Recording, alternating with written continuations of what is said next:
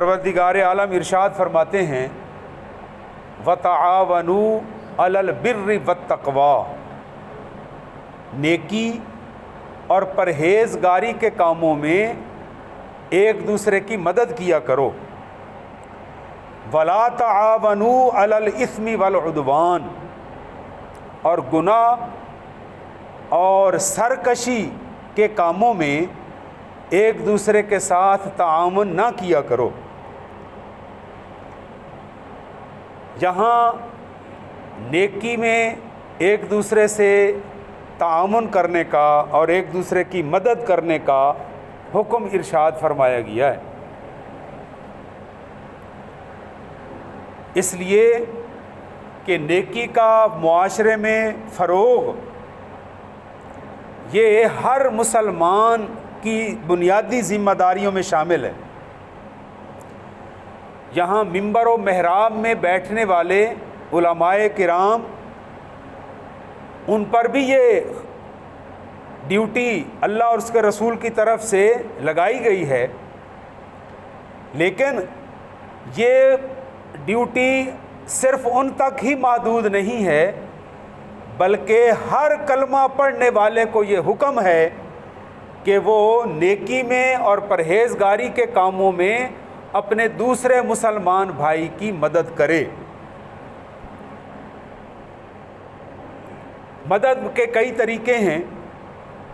ایک تو زبان سے انہیں سمجھایا جائے کہ یہ نیکی کا کام ہے، میں بھی کر رہا ہوں، آپ بھی اس میں شامل ہو جائیں. دوسرا تقویٰ، پرہیزگاری. اگر کوئی شخص لا علمی کی وجہ سے یا غفلت کی وجہ سے کوئی ایسا کام کر بیٹھتا ہے یا کرنے والا ہے یا کر رہا ہو جو پرہیزگاری کے اور تقویٰ کے خلاف ہو، تو مسلمان آنکھیں بند کر کے اس کے قریب سے گزرنے والا نہیں ہے، بلکہ اسے پیار اور محبت سے سمجھانے والا ہے. غلط کام کرنے والا سمجھے یا نہ سمجھے، لیکن سمجھانے والے کو سمجھانے کا اجر و ثواب ضرور مل کر رہتا ہے. اس کی محنت رائے گاہ نہیں جاتی، کیونکہ وہ اللہ اور اس کے رسول کی رضا کے لیے اس کو سمجھانے کی کوشش کر رہا ہے. جب سے ہمارے اندر ایک خوف پیدا ہو گیا کہ میں اس بندے کو اگر اس نیک کام کی طرف لاؤں اور اس برے کام سے روکوں تو یہ میرے گلے نہ پڑ جائے، میری ہتک نہ کر دے، مجھے بے عزت نہ کر دے. ہمیں اپنے نفس کی بے عزتی کا خوف اس چیز سے ہمیں روک دیتا ہے. چلو جیسی کرنی ویسی بھرنی، جو کر رہا ہے یہی بھگتے گا. لیکن نہیں، ہم سب مسلمان آپس میں شیر و شکر ہیں. شیر دودھ کو کہتے ہیں اور شکر چینی کو کہتے ہیں. میٹھے کو جب دودھ میں ملا دیا جائے زیادہ میٹھا کرنے کے لیے، تو بتائیے بعد میں اس چینی کو دودھ سے جدا کیا جا سکتا ہے؟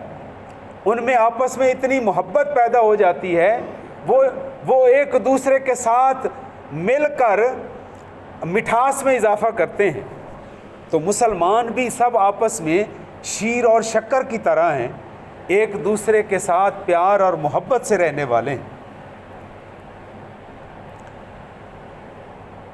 نبی اکرم صلی اللہ علیہ وآلہ وسلم نے ایک حدیث پاک میں ارشاد فرمایا، انصر اخاک ظالمن او مظلومن. سرکار ارشاد فرماتے ہیں کہ اپنے مسلمان بھائی کو چاہے وہ ظالم ہو یا مظلوم، اس کی مدد کرو. صحابہ کرام نے عرض کی، یا رسول اللہ، مظلوم کی مدد کرنے کی تو سمجھ آ گئی ہے کہ اس کے ساتھ ظلم ہو رہا ہے تو اس کی مدد کی جائے، ظالم کے ساتھ کیسے مدد کی جائے؟ آپ کیسے ارشاد فرما رہے ہیں؟ اس کا کیا مطلب ہے؟ تو نبی پاک علیہ الصلاۃ والسلام نے اس کی مزید وضاحت فرمائی کہ ظالم کی مدد یہ ہے کہ اسے ظلم کرنے نہ دیں. اگر وہ ظلم کرے گا تو اللہ کے عذاب کا شکار ہوگا. آپ اس کو ہاتھ سے پکڑ کے اس کو زبان سے روک کے طاقت کے ذریعے ظالم کو ظلم کرنے ہی نہ دیں، یہ اس کی مدد ہے۔ وہ اس گناہ سے بچ جائے گا، اور اس گناہ سے کرنے کے بعد ملنے والی سزا سے بچ جائے گا، یہ اس کی مدد ہی تو ہے۔ انصر اخاک ظالمن او مظلومن۔ تو اللہ پاک نے معاشرے میں جو طاقتور لوگ ہیں، جن کے قلم میں طاقت ہے، جن کی زبان میں اللہ پاک نے طاقت رکھی ہے، وہ آگے آئیں، آگے بڑھ کر ظالم کو روکیں، اور جس کے پاس طاقت نہیں ہے وہ آ کر سامنے آ کر یہ تو کہے کہ یہ ظلم کر رہے ہو، ایسا نہیں کرنا چاہیے۔ اور آگے پھر قرآن پاک خود ہی تو مزید وضاحت ارشاد فرما رہا ہے، وَلَا تَعَاوَنُوا عَلَى الْإِثْمِ وَالْعُدْوَانِ، گناہ کے کاموں میں اور اللہ کی سرکشی کے کاموں میں ایک دوسرے کی مدد نہ کرو۔ ابن کثیر میں یہ روایت موجود ہے کہ سرکار ارشاد فرماتے ہیں کہ جو بندہ کسی ظالم کے ساتھ مل کر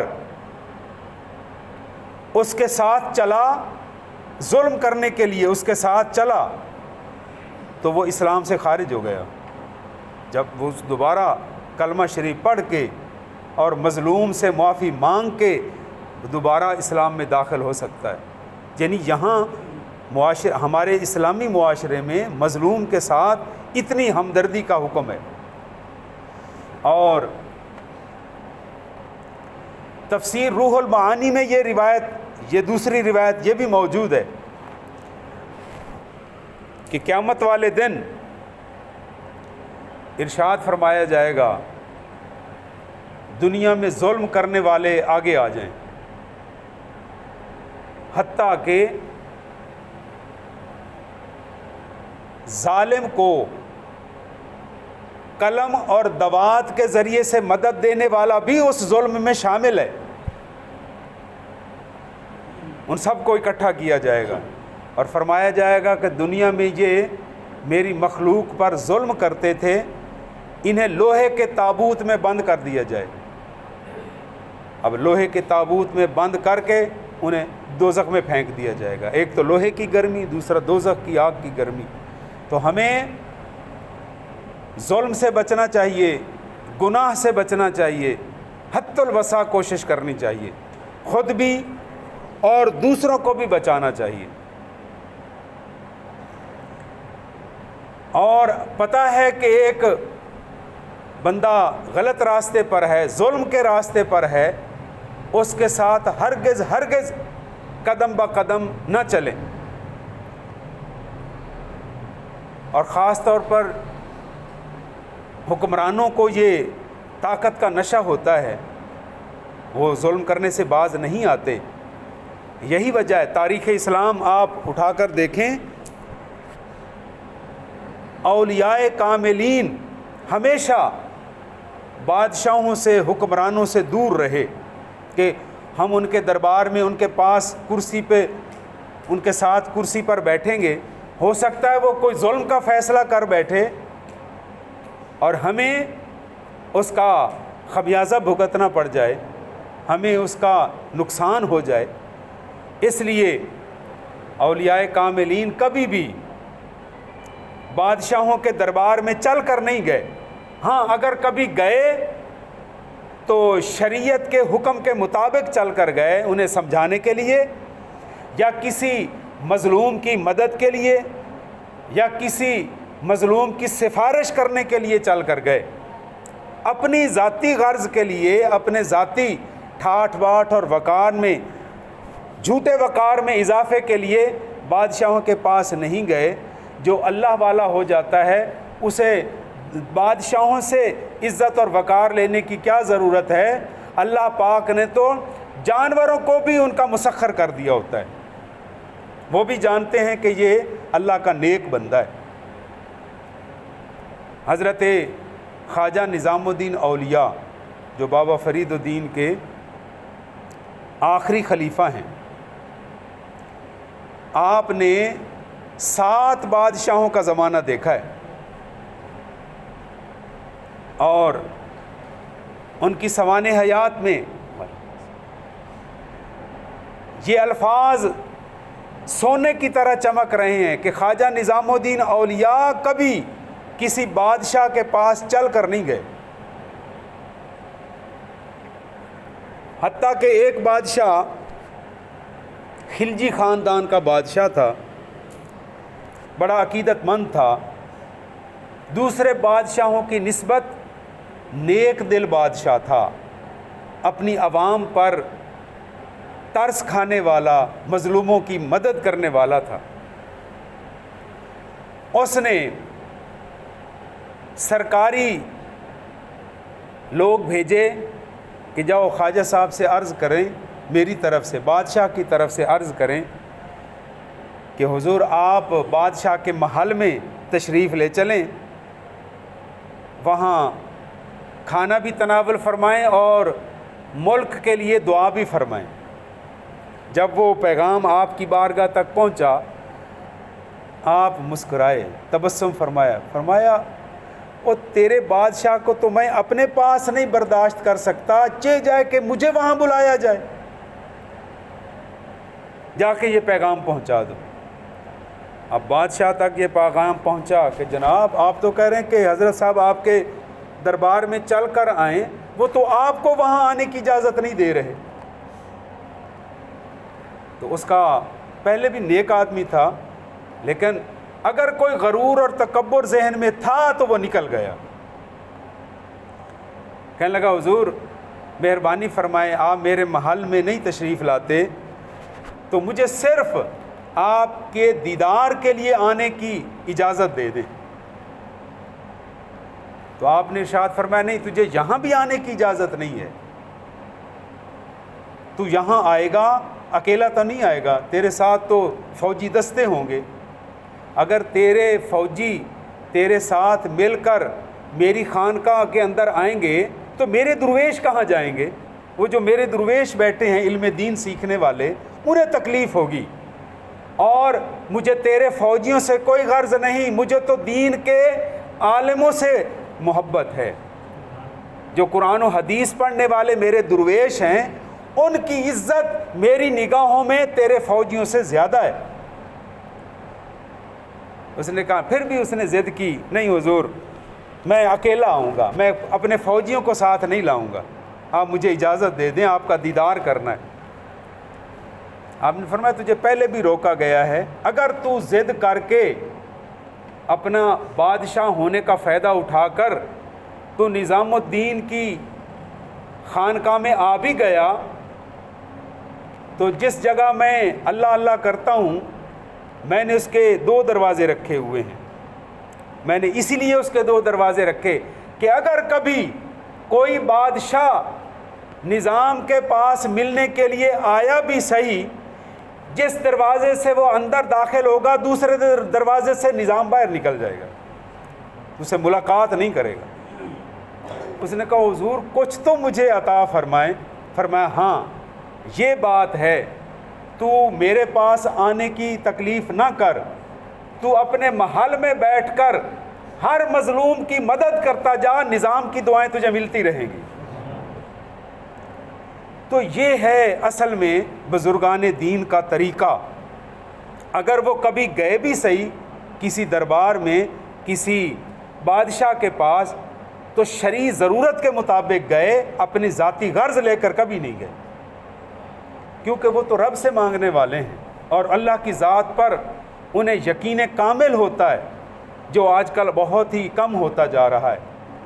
آج کل کے مسلمان کے پاس یقین کی دولت بہت ہی کم ہوتی جا رہی ہے۔ اللہ کی ذات پر توکل، بھروسہ، اعتماد، یقین کامل، یہ بہت بڑی بات ہے۔ آج بھی میں اپنے بچوں کو، سٹوڈنٹس کو، یہ قرآن کریم کی آیات کی زیارت ہوئی، انہیں بتا رہا تھا، بچے بڑے خوش ہو کے، پرجوش ہو کر انہوں نے یہ قرآن کریم کا فیض سنا۔ جب حضرت ابراہیم خلیل اللہ نے عرض کی، یا رب العالمین مردے کیسے زندہ ہوں گے؟ مالک نے فرمایا، میرے خلیل میرا دوست ہو کر تجھے یقین نہیں ہے؟ فوراً عرض کی یا رب العالمین تیری ذات پر یقین کامل ہے، لیکن اپنے دل کے اطمینان کے لیے چاہتا ہوں کہ کیسے زندہ ہوں گے۔ تو فرمایا 4 پرندے لے لو۔ 4 پرندے آپ نے لیے، انہیں ذبح کیا، ان کے گوشت کا قیمہ بنایا، پر اتار دیے، گوشت کا قیمہ جب بنا فرمایا ان 4 کے گوشت کو اکٹھا کر دو۔ ان کو اکٹھا کر دیا گیا، فرمایا جاؤ اب مختلف پہاڑوں پر ان کے گوشت کو رکھاؤ۔ آپ نے اللہ کے حکم سے پہاڑوں کی مختلف جگہوں پر وہ ملا جلا قیمہ شدہ گوشت 4 پرندوں کا وہاں جا کر رکھ دیا۔ فرمایا اب درمیان میں کھڑے ہو کر ان 4 کو بلاؤ۔ آپ نے ان 4 کو بلایا، وہ بوٹیاں اڑ اڑ کر اکٹھی ہوتی گئیں، ان میں ہڈیاں جمع ہوتی گئیں، ان پہ پر آ گئے، خون چلنے لگ گئے اور وہ زندہ ہو کر آپ کی بارگاہ میں حاضر ہو گئے۔ اس وقت اللہ پاک کی طرف سے حکم ہوا ہے میرے خلیل آپ نے اپنی آنکھوں سے دیکھا، اپنے ہاتھوں سے ان کو ذبح کیا، اپنے ہاتھوں سے ان کا قیمہ کیا، اپنے رب کی قدرت دیکھیے، بس بلانے کی دیر تھی، آ نہیں گئے تمہارے پاس زندہ ہو کر، جس طرح یہ زندہ ہو کر آئے ہیں قیامت والے دن سب مردے بھی اسی طرح زندہ ہو جائیں گے اور اللہ کی بارگاہ میں پہنچ جائیں گے۔ تو حضرات محترم اللہ پاک ہمیں یقین کامل عطا فرمائے۔ جہاں کہیں آپ بیٹھیں، آج کل افواہیں پھیلانے کا بڑا رواج آ چکا ہے، اور لوگ زبان کے چسکے کے لیے، جس طرح شراب پینے والے کو چسکا ہوتا ہے یا نشے کرنے والے کو، کئی لوگوں کو چغل خوری کا چسکا لگ جاتا ہے۔ جب تک وہ ایک کی بات دوسرے کو، دوسرے کی تیسرے کو، آپس میں جھگڑا لڑائی نہ ڈلوائیں، انہیں چین نہیں آتا۔ تو بچیں ایسی بری عادت سے، اور افواہ پر یقین نہ کریں جب تک اپنی آنکھوں سے نہ دیکھ لیں، اپنے کانوں سے نہ سن لیں۔ اور اگر کوئی بندہ کوئی ایسا گناہ کر رہا ہے جس سے فقط اس کی ذات کو خطرہ ہے، تو اس کو چھپانے کی کوشش کریں اور اس کو بعد میں سمجھانے کی کوشش کریں۔ لیکن اگر کوئی بندہ ایسا گناہ کر رہا ہے جس سے اس کی اپنی ذات کو خطرے کے ساتھ ساتھ سارے ماحول کو تباہی کا خدشہ ہے، اس کو پھر روکیں۔ اس کے لیے قرآن کریم نے حد مقرر کی ہے، سزائیں مقرر کی ہیں۔ ہاں، اس کو آپ روک سکتے ہیں، اس کو آپ زبردستی روک سکتے ہیں۔ اگر کوئی افواہ پھیلا دے کہ جناب ساتلج میں پانی نہ ہو، خطرہ نہ ہو، اور کوئی بندہ یہاں آ کر شروع ہو جائے جناب جلدی کرو جی سامان سمیٹ لو سیلاب آ رہا ہے، تو یہ افواہ ہے، یہ جھوٹ ہے۔ ایسی عادت سے خود بھی بچیں، دوسروں کو بھی بچائیں۔ کوشش کریں کہ مثبت بات کی جائے، لوگوں میں امن پھیلے، لوگوں میں لڑائی جھگڑا نہ ہو، نفرت نہ ہو، بلکہ پیار اور محبت کی بات ہو۔ یہ پیار اور محبت ہی پھیلانے کے لیے اولیاء کاملین دنیا میں جلوہ گر ہوئے، اور انہوں نے جو پیغام محبت دنیا میں پھیلایا، آج بھی صدیاں گزرنے کے بعد بھی ان کا نام روشن ہے۔ کون کہتا ہے جہاں لڑائی پڑ رہی ہو، شرارت پھیل رہی ہو، تو حدیث پاک میں اس کا حوالہ ہے، جہاں پر لوگ آپس میں غصے سے بے خود ہو چکے ہوں، منہ سے جھاگ نکل رہی ہو، ایک دوسرے کو مرنے مارنے پر تلے ہوئے ہوں، اس وقت یہاں بلند آواز سے حضرت عمر فاروق کا نام لیا جائے، شیطان وہاں سے بھاگ جاتا ہے، وہاں امن آ جائے گا۔ جو شیطان بندہ ہوگا حضرت عمر فاروق کا نام لینے سے وہ بھی بھاگ جائے گا۔ شیطان حضرت عمر کے سے اتنا ڈرتا ہے شیطان، آج بھی حضرت عمر فاروق کا جہاں نام لیا جائے یہ وہاں ٹکتا نہیں ہے، وہاں سے بھاگ جاتا ہے۔ اور جہاں سے شیطان بھاگ جائے تو وہاں امن ہی امن ہو جائے گا، لڑائی ختم ہو جائے گی۔ تو اسی طرح جب بھی ہمیں موقع ملے تو پیار کی بات کریں، یا حضرت بابا فرید کا نام لیا جائے جس جگہ پر، بتائیے اپنے تو کیا بیگانوں کی نگاہیں بھی ادب سے جھک جاتی ہیں، کیونکہ یہ وہ ہستی ہیں جنہوں نے دنیا میں محبت کو پھیلایا ہے۔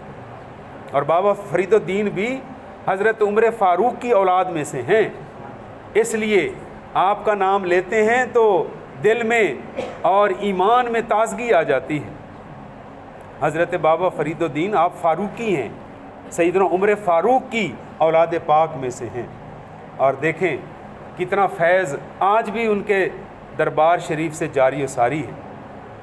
تو اللہ تبارک و تعالی ہمیں اس سیلاب کی آزمائش سے بھی بچائے، اور جن کو اللہ نے ہمت اور طاقت دی ہے ان کو مدد کرنی چاہیے جتنی بھی ممکن ہو سکے۔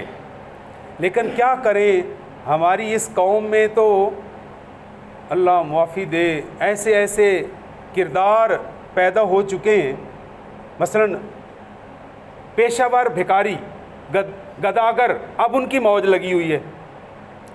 جو بیچارے جن کے گھر بہہ گئے ہیں وہ تو شرم کے مارے ایسے ہاتھ نہیں پھیلا رہے، وہ تو کہتے ہیں کہ ہم کسی سے مانگیں گے نہیں، اللہ دے گا، اللہ کوئی بھیج دے گا۔ لیکن ان کی موجیں لگ گئی ہیں جو صبح شام گدا کرتے ہیں۔ انہوں نے 2 جھونپڑے بنا کے وہ ڈرامہ کر کے بیٹھ گئے، جی ہمارا گھر بھی بہہ گیا جی سیلاب میں، لوگوں کی امداد حاصل کرنے کے لیے۔ جو حقدار ہیں وہ بیچارے شرم کے مارے ہاتھ نہیں پھیلا رہے، اور جو گداگر ہیں پیشہ ور وہ امدادیں لوٹ رہے ہیں۔ تو آپ خود بھی تو اللہ نے آپ کو عقل دی ہے، ایسے بندے کو جو ضرورت مند ہو اور آپ سے ہاتھ نہ نکالے آپ کے سامنے، اور ہو بھی ضرورت مند، اس کو دینا چاہیے، اس کی خدمت کرنی چاہیے، کیونکہ وہ تو اپنی غیرت ایمانی کی وجہ سے توکل پہ بیٹھا ہے، اور اس کی خدمت کرنا ہمارا فرض ہے۔ اور ان جو پیشہ ور لوگ ہیں ان سے بچیں، اپنی خیرات کو یہ بھی ضروری ہے، یہ بھی میں تعریف کرتا ہوں، پاکستان میں صدقہ خیرات بہت کیا جاتا ہے، الحمدللہ یہ قابل اطمینان بات ہے۔